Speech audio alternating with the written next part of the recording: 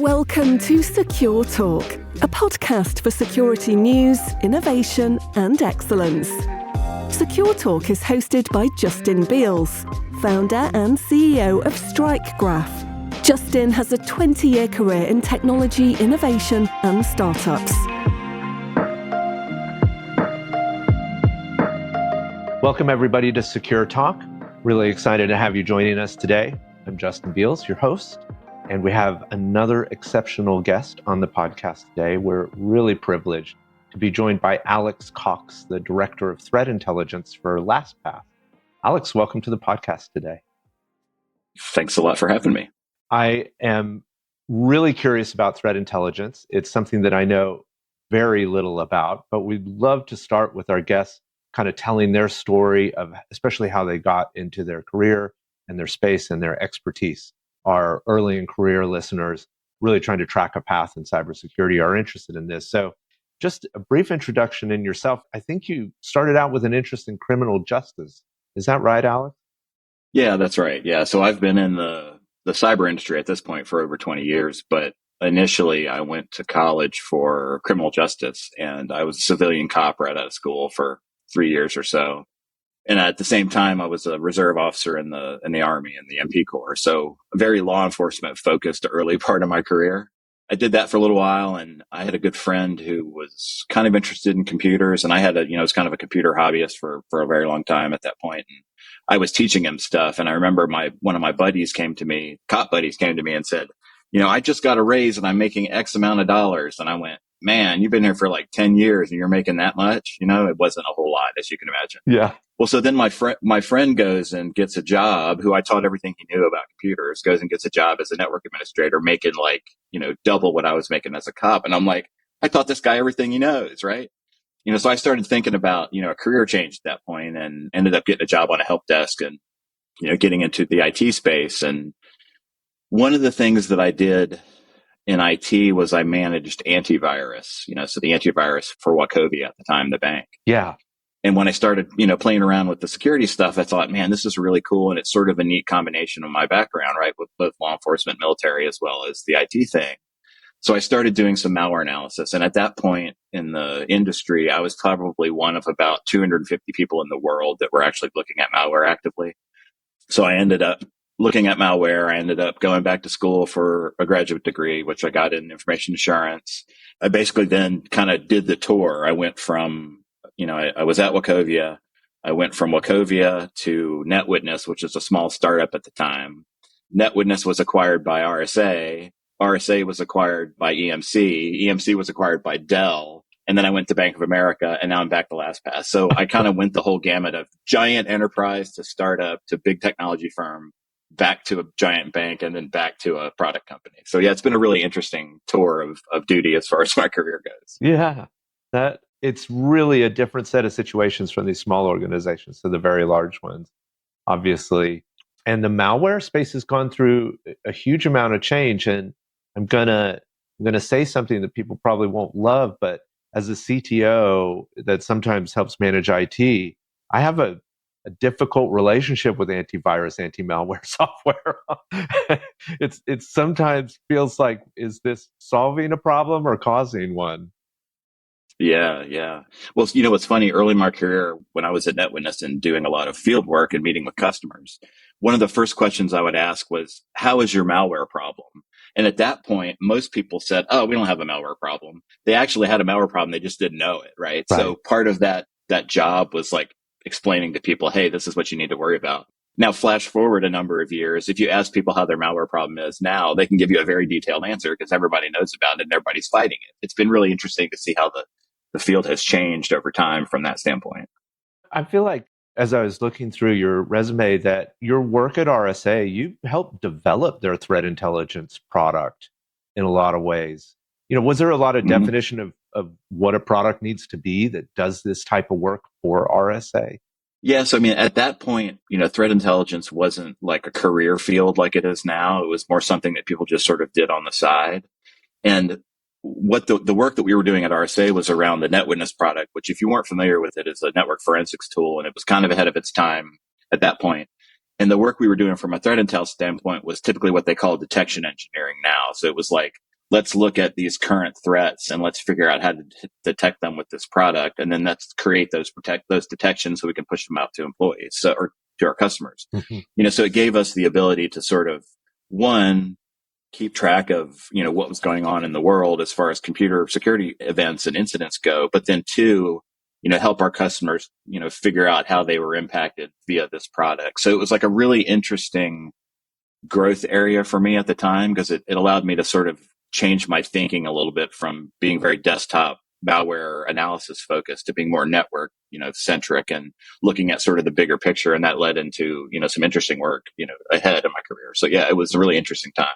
Yeah. And then if I play it forward at Bank of America, you were almost a consumer of some of these situations. You must have been thinking about, what do I buy for the cyber threat intelligence work at Bank of America? Did you buy your old product at RSA? Was it? Were they done? Right. Yeah. I mean, so what I typically call that is going from the product space to the defender space.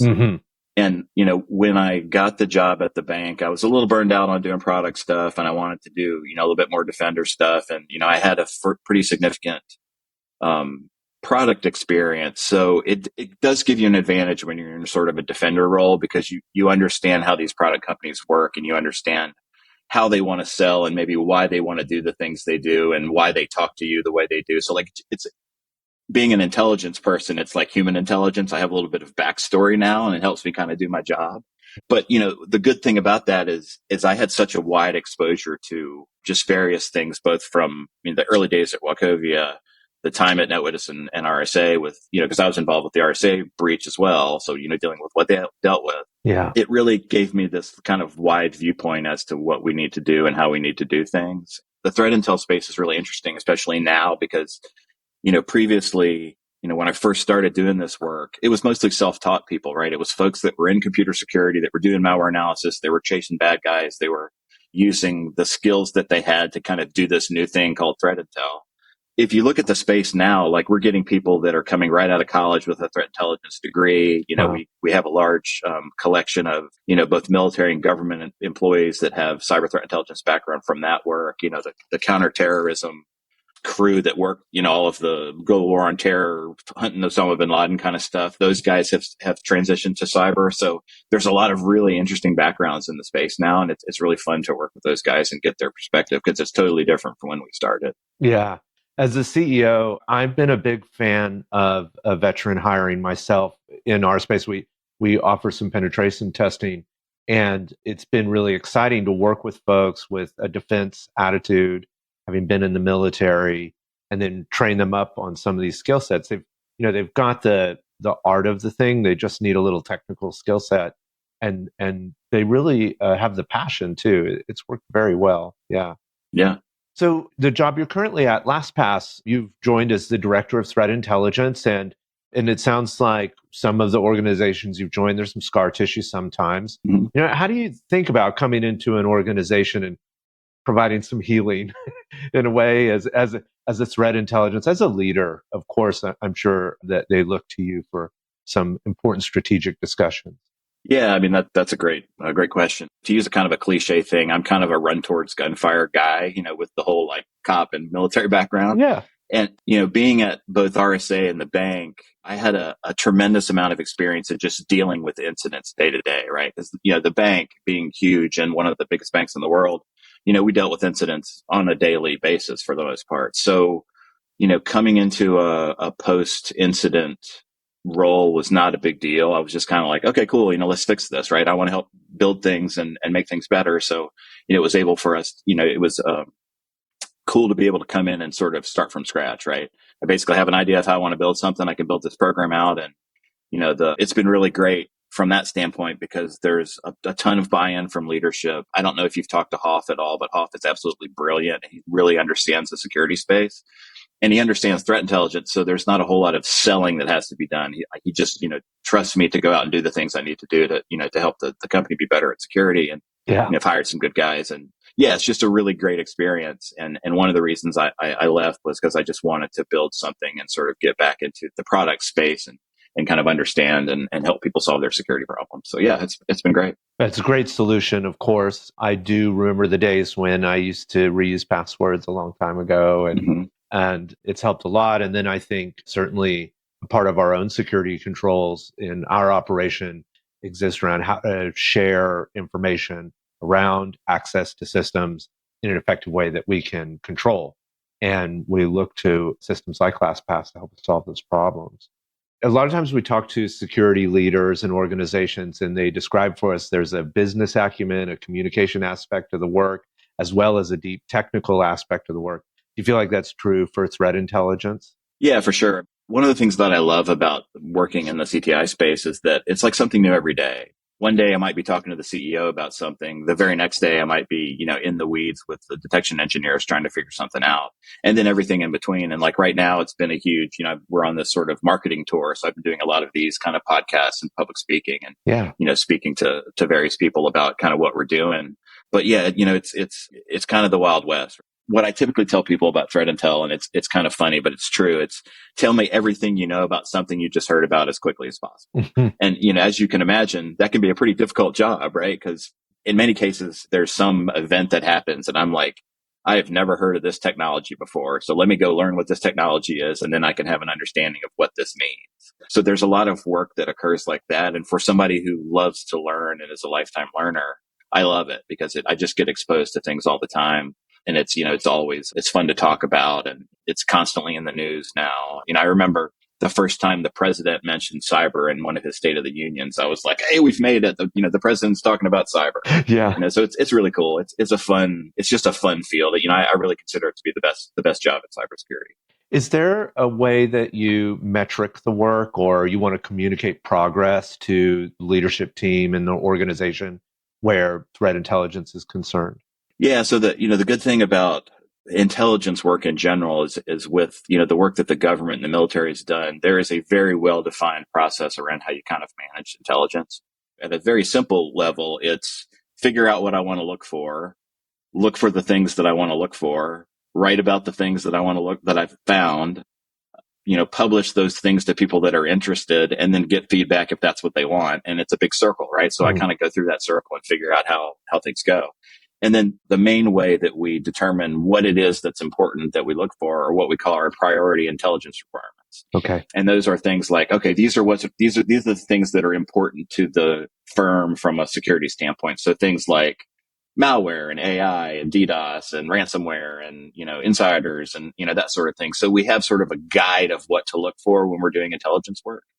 Because if you don't, approach it like that, it's all over the place, right? How do you know what to look for if you haven't figured that out?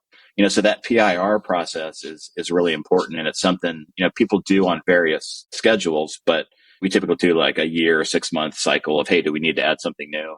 But occasionally, things pop up where we're like, oh, we need to add that today because that's a current event. Like AI is a great example. Like the current, the AI world just suddenly took off, and we started going, oh, we need to start paying closer attention to AI.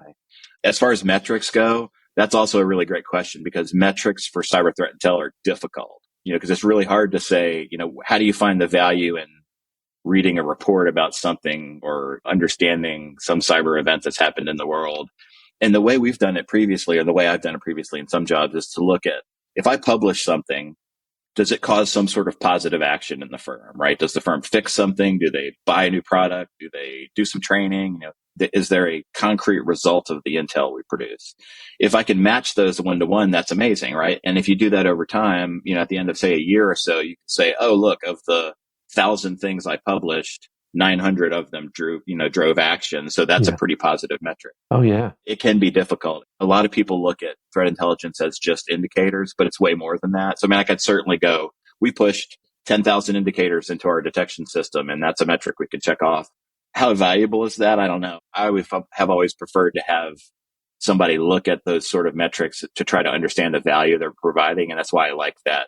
Are you using the stuff that I'm giving you to do something good? Yeah. Yeah, that's absolutely intriguing. You can think about that at all different sections of the business, right? Like we could look at a go-to-market work, and we're like, oh, we got a ton of leads in the door, but we only closed a small percentage of them. What value was all that data? Or product utilization metrics, right? Like we built a bunch of features, but they only got utilized to block attacks that weren't really in our vector. There's got to be some scoping to that prioritization list, I guess.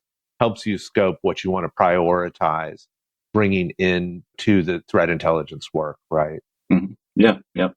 So threat intelligence as a practice, like, is there a size of organization or types of organizations that should think about significantly investing in this? And I think about the rise of the VCISO in a way for like early stage startups. And I'm curious, as you go from like an early stage startup through to a more robust organization, when would you recommend that a company start thinking about threat intelligence as a practice? If you're going to stand up like sort of a world-class security organization, threat intel should be one of the basis of that. Because, if you look at, there's a big focus from the way that we do security work as well as the industry in general on this intelligence-led security. Mm-hmm. So it's much easier for me to build a robust and accurate security program if I understand what the threat looks like, right? If I'm at a bank and I know that Russian cybercrime is probably the main thing I'm going to have to deal with for my customers, that gives me a whole lot of info on what I need to do to make things safer, make things more secure for my customers. Right. The same thing goes for, say, like, a DIB consulting firm. The nation states, the China, Iran, Russia, North Korea folks are typically after the secrets that those guys manage. So I have a very different approach that I might have to take, when I know that my main adversary is one of those, nation state A teams. So, there's a ton of value at any size any size organization for threat intel. How many resources you pour into it really depends on obviously the size and, scope of your program. In some cases, maybe it's one security guy who does threat intel, as a side job, or, it's one of his duties as the security guy for the company. And then you have like a large bank, my bank team was like 40 people, right? Which was huge, right? 40-person threat intel team, which we could do almost anything from an intel standpoint. But yeah, it just depends on, the resources you have and, how you want to deploy those. But yeah, I would recommend that threat intel work be the basis of any security program of any size. Yeah. So. Yeah, that's great. You mentioned AI broadly. I've talked to a number of friends and colleagues. It's certainly a lot of all of our products. And so my first question about AI is not necessarily security, but how's it changing the product suite in the threat intel world? What are you seeing it being useful for as a defender? Yeah, sure. So AI is one of my like pet projects right now. I've been doing a lot of work with it. We're using it at LastPass for various things, but one of the things that I found it's really, really good at, and this is like a core threat intelligence role or core threat intelligence job, is summarization, right? So if somebody posts something online that's an article about some intrusion or something, typically as a threat intel analyst, I have to read it, and then I have to figure out what the key points are, and then I have to decide if it matters or not. With the LLMs and some of the the summarization work they can do, it's really valuable for me to just push that into an LLM, say, give me the top 10 key points of this article. And it kind of, it's a force multiplier allowing me to kind of process things quickly. Now, with the specter of hallucinations and some of the things that AI does, there's certainly a little bit of hand holding that has to be done there, but it's huge as far as the ability to process these events much quicker than we have been able to in the past. And then the other thing too is what we've seen with LLMs is the coding assistance they can provide, right? You can take, like, I'm not a programmer. I can hack some Python together and make things work, but I've never been a programmer. With the LLMs, something that would have taken me, a day or two to get working, I can typically get working in 10 minutes because that, one of those things could sort of help me build out what I want. I could say, hey, this is the idea of the tool I want. What can you do? Right. And it'll basically write the code for me. And as long as I have a basic understanding, I can put it together and make it work. So that standpoint has been really interesting too. I think, from a big picture, there's more work to be done in that space, especially when we start looking at anomaly detection and, some of the pattern recognition stuff that we typically do day to day. I as you well know, like every product now is adding AI. It's funny because I log into a site every day and they're like, use our new AI chat feature, right? So it's like everywhere. So I suspect that it's just gonna get better and better, and we're gonna see more and more of that. And some of the ability to process these large data sets in a way that's much quicker than a human being can, I think, is really valuable, and that's gonna be huge. Yeah, I've often banged the drum on my product teams that AI is the new layer. We used to do data, business logic, UI. And now it's a new layer in our stack, and we've got to make room for it in every single product we build. There's no other way around it. We've seen it be really useful in automated assessment and testing of security practices. We've seen it be useful in like knowledge gathering or being able to distribute knowledge more efficiently, like you guys are. I have to imagine that if I were to play the picture forward, as a defender, sometimes the best defense is an offense. And I could see AI being helpful in trying to, intel your own systems in a way very rapidly before you hit a 0-day issue or something that's out in the wild. Yeah, for sure. And, the bad guys are leveraging it too. And I think one of the more significant things that we're seeing right now, as far as the LLMs go, is, historically, if you look at the way that we've detected bad guys, like especially with social engineering, a lot of that detection is around the fact that most of them don't speak English natively. And, the way that they communicate, you go, that's not worded right. The grammar is incorrect there. This is, maybe I need to look a little bit closer at that. The challenge now is these LLMs can sound, exactly like a native English speaker. And, me as a bad guy who doesn't speak English can go, help me write this phishing email. It'll write a very coherent phishing email that sounds just like a native English speaker wrote it and is very convincing. So that detection where you were sort of using your thoughts and your brain and, the experiences you've had as a human being dealing with other humans, it's not going to work as well anymore. So that adds a layer of complexity to detecting some of the phishing stuff. I think the next step after that, and you've already seen some talk about this, is the deep fake thing, right? Yeah. You've got some AI systems that can create video on demand now. What if I create video of the president saying something wacky, to affect the stock market or what have you, right? Yeah. Those sorts of things could certainly happen. And we've seen some people, transferring money because their CEO calls them. And in fact, it wasn't a CEO, it was an AI. Yeah. So I think, we'll see some of that too. And then you have the whole okay, let's use AI to fight AI. So we're going to have some AI that's trying to figure out if this email was written by an AI. And it's really hard to foresee how things are going to go. The way I put it before is, we're either going to kind of just, go ahead like we're doing now with the LLMs with this incremental, increase of capability in AI, or we're going to hit AGI and it's going to be, we're not going to be able to tell how, it's the singularity. We're not going to be able to see how things are going to go from there. So it's a really interesting time. It's a disruptive technology, and I've always really enjoyed watching the market sort of pivot around disruptive technology. So It's fun time to be around. One thing that struck me, I had an AI product we were building in the past that was around human capital management. And, the rapidity with which we built new models had a lot to do with how we were thinking about the surface area of securitization. There was a discussion at some point where we were like, hey, should we every day be building new models almost live based upon the incoming applicants' data that has been hitting the system? And we decided no, that it was too big a security risk because injecting data into the model live without any type of quality assurance was too dangerous for us. I don't think we've come to grips on the disruption side of building these types of models was what's going to happen. And the simple one was I was reading the Bazinga thing on, how Reddit data had caused OpenAI to start answering Bazinga to responses. And it happened very quickly. Yeah. Yeah. The whole, if you look at some of the theoretical AI attacks, one of the things that some of the experts are talking about is injecting bad data into the training models, right? So then when they respond, they, say something that's wrong. I mean, and an example I typically use is if you look at Tesla and the way that the Tesla self-driving is going to work here in the near future, they're in the process of switching over to this AI generated or AI driven, self-driving process. What happens if you inject a bunch of, people running red lights into the AI model? So the AI then thinks, oh, when I see a red light, I should run it. Yeah. Instead of when I see a red light, I should stop. Yeah.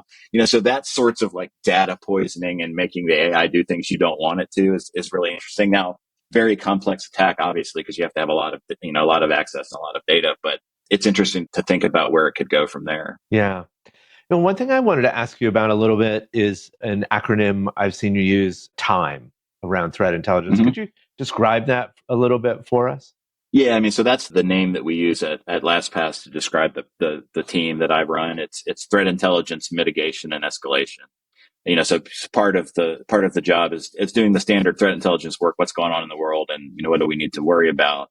There's a certain mitigation aspect where we look at, okay, here's an event that's either occurring right now or incoming? How can we get ahead of it and mitigate it in advance? And then escalation, right? Something has happened and I need to tell somebody about it. So it's a pretty good description of the team. And, I like to joke with the boss that when I get on a plane, I'm a time traveler, and it's pretty fun to be able to joke like that. So nice. I do sometimes feel like I've lost time in between San Francisco and Atlanta or wherever I had to travel. Oh, yeah. Yeah, that trip stinks. Well, this has been phenomenal, and I've learned a lot about threat intelligence and the value it provides for our organization.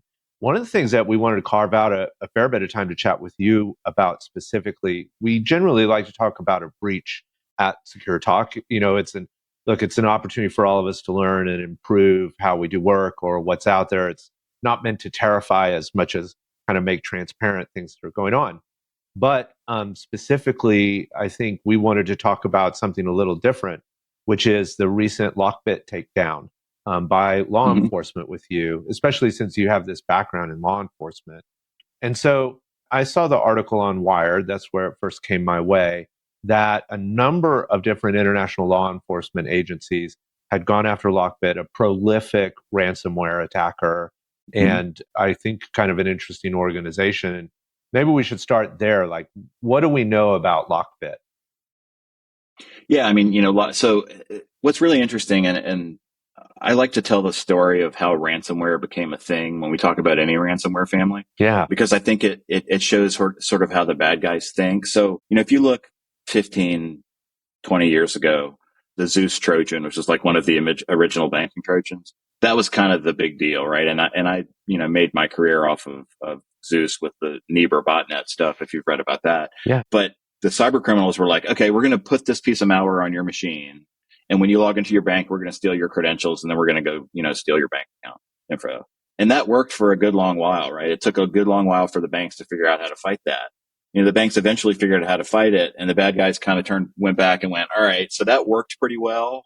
Was getting a bunch of bank credentials. I was getting a bunch of credit cards. What else can we do? And they go, fake AV. Let's do fake AV. So then they bring the fear element into it. Your machine is infected. You need to download this and you need to install it, and we'll solve your problem. Yeah. So a lot of people did that. Oh, and also you need to pay us $30 to get the product. So what they ended up with is access to your machine, your credit card information, and $30, right? So they're, sort of leveraging and increasing their ability to do that. And then the bad guy or the good guys, it's this arms race where we got better at detecting the fake AV, and it became not as much an issue. And the bad guys kind of went back to the drawing board and they went, okay, so the fear thing worked really well. How else can we leverage this? Let's do ransomware. Let's put this malware on this machine. Let's infect it. Let's encrypt it, and let's make them pay us to get it back. That's worked, right? Ransomware is huge. It's probably the biggest malware threat now. And I think that sequence of events really shows how the bad guys are like opportunistic and entrepreneurial. They tend to kind of look back at the lessons they've learned and go, how can we fix this? How can we move ahead?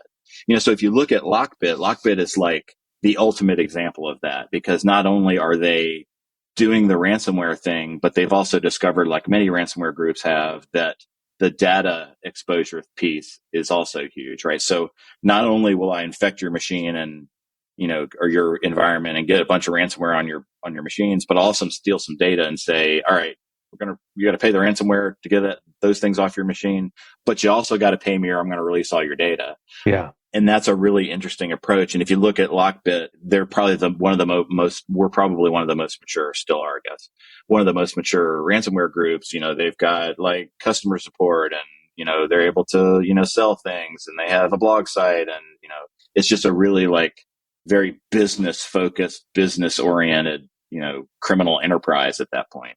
The really interesting thing, and this happens a lot with those takedowns, is, you asked about my background in law enforcement and doing takedowns. So I've been involved with a number of these malware takedowns. And back in the day, like a while ago, it was much easier because typically the malware would use, a web server or something for command and control. So as long as you're able to figure out what that web server was, you could just go take that domain down or take the, web server down, and then the malware was dead.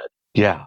Zeus is a great example of that, because Zeus went from, functioning in that way and getting taken down enough that they eventually went, all right, we're sick of this. Let's build some peer-to-peer functionality into this malware. So not only did the malware reach out to this command and control server to get info, it also reached out to its peers. So then you take the command and control servers down. As long as you still have access to one of those peers, you can reinvigorate the network, right? Yeah. So it got really interesting. And then the next part of that was this whole domain generation algorithm piece, which was, I'm going to have this algorithm that creates domain names on my controller, and then I'm also going to have it on the malware itself.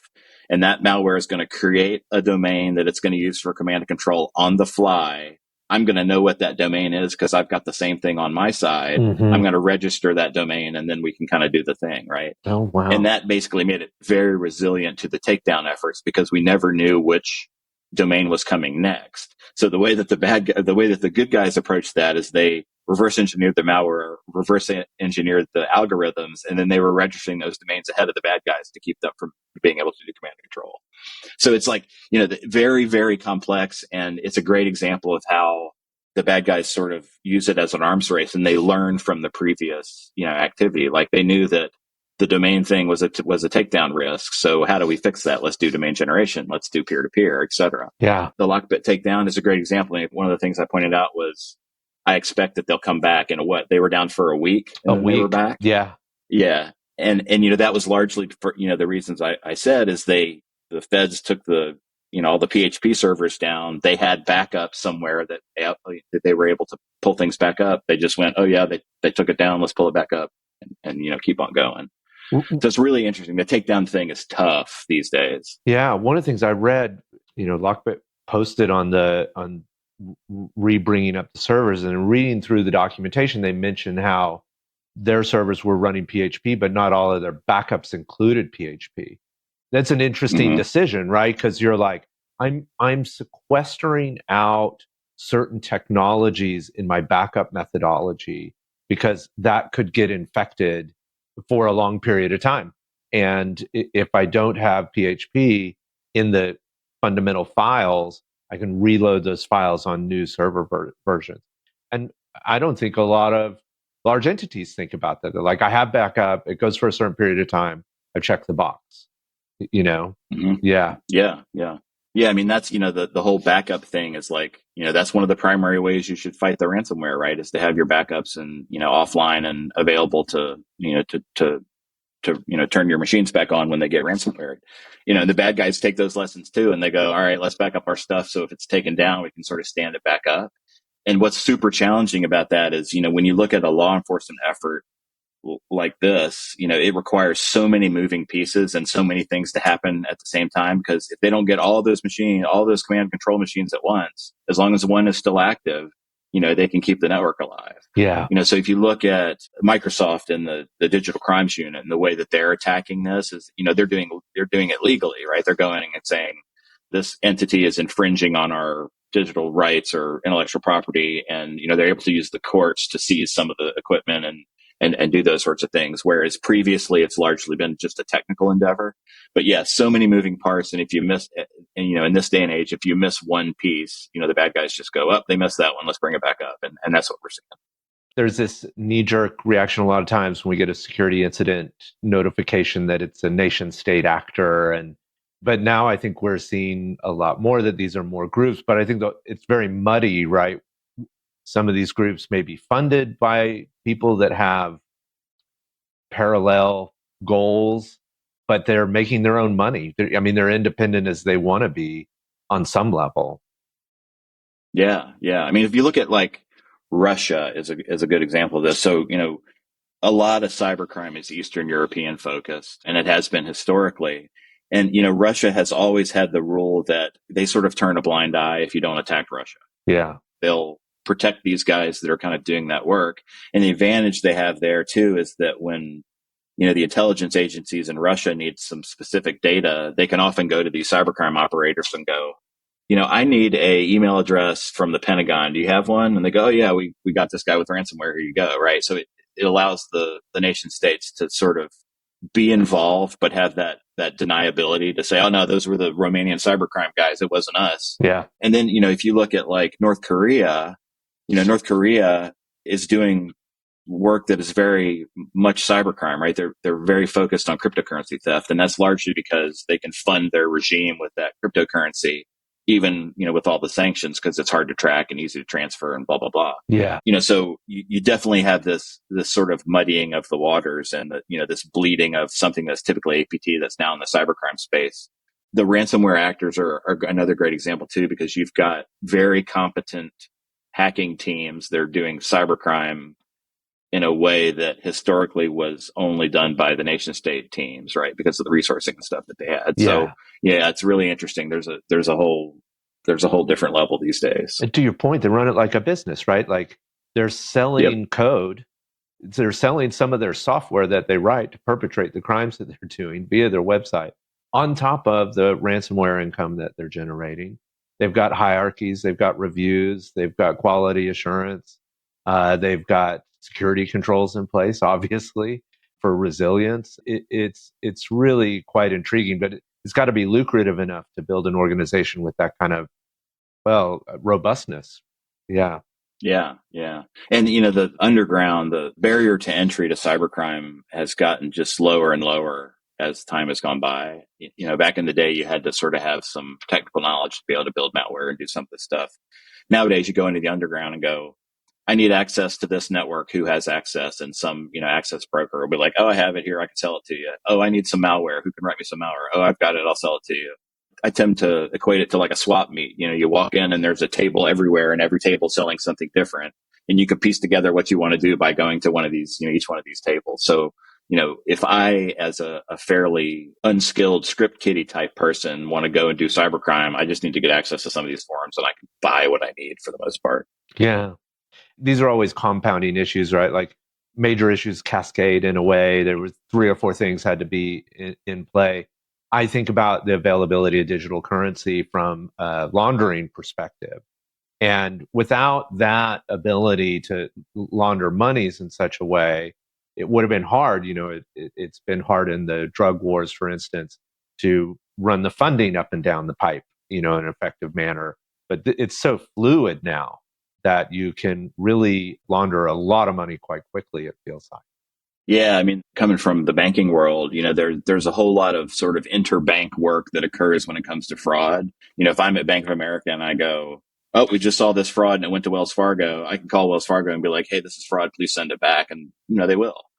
It's not as easy with the crypto space, right? Because that goes off into the blockchain and it's gone, right? They put it through the tumblers and, you never know where it goes. There's still a lot of work being done, tracking crypto thefts and how they occur and kind of where they end up, and the whole approach of following the money, which is typically how banks do this sort of fraud stuff, is still there to a certain extent, because at some point they have to monetize it, turn it into physical money and extract it in some way, and typically we can catch them that way. But in a lot of cases with the crypto, it's often to the either, and it's impossible to recover. So yeah, interesting time when it comes to money theft. Yeah. And we mentioned it, but I just want to pull full circle on this because it surprised me. I had an idea we were going to get on this taping and we were going to talk about how LockBit had been shut down and feather in the cap for law enforcement, but they're back up 5 days later. And I lived in Fulton County for quite a while. We have some court documents that look like they are going to be released fairly soon. It took them 5 days. We didn't skip much of a beat, I think. Yeah. Yeah. I mean, I think that shows how professional that organization is. I mean, they understand how the good guys work. And that is something that we've seen over and over again is, the higher end, higher skilled actors tend to watch the security community to understand, what they're doing and how they can sort of bypass those sorts of things. And like, some of the funnier stuff is like when we were at RSA and we were fighting some malware, we would get the bad guys like writing things in their malware that said, hi, RSA. So when we were reverse engineering, we'd pop it up and there was this message that said, hi, RSA, right? So they're very aware of, what the good guys are doing. And in some cases, poking the bear a little bit, but it's, what can you do? What's the Bugs Bunny type cartoon where the wolf and the watchdog clock in and out? Yeah. As they change shifts. Exactly. Yeah. Well, this has just been a really enlightening conversation for me, Alex. I really appreciate it. I'm glad to learn a lot about what threat intelligence is and how useful it is to organizations, and also some of the practices. Really appreciate you helping to talk with us about the state of especially cyber threats around LockBit and kind of the ongoing arms race that we're watching play out for us right now. And so we'd love to have you back on the podcast someday. I really appreciate your time. Yeah, thanks for having me. This has been great. Like I said, I have the best job in cyber, and I love talking about this stuff. So always a pleasure. Well, we wish you best of luck and LastPass, lots of success. I'm sure we'll get a chance to talk again soon.